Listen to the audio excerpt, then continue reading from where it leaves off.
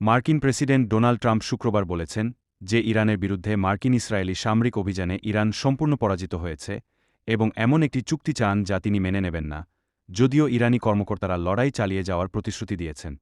Fake news media ইরানের বিরুদ্ধে মার্কিন সামরিক বাহিনী কতটা ভালো করেছে তা রিপোর্ট করতে ঘৃণা করে, যে ইরান সম্পূর্ণরূপে পরাজিত এবং একটি চুক্তি চায়, কিন্তু এমন একটি চুক্তি নয় যা আমি গ্রহণ করব, ট্রাম্প তার ট্রুথ সোশ্যাল প্ল্যাটফর্মে লিখেছেন। বিস্তারিত কিছু না বলে ট্রাম্পের এই মন্তব্য এমন এক সময় এলো যখন তিনি বলেছিলেন যে ওয়াশিংটন ইরানের তেল কেন্দ্র খার্ক দ্বীপে সামরিক লক্ষ্যবস্তুতে ব্যাপক বোমাবর্ষণ করেছে এবং মার্কিন নৌবাহিনী শীঘ্রই হরমুজ প্রণালী দিয়ে ট্যাঙ্কারগুলিকে পাহারা দেওয়া শুরু করবে।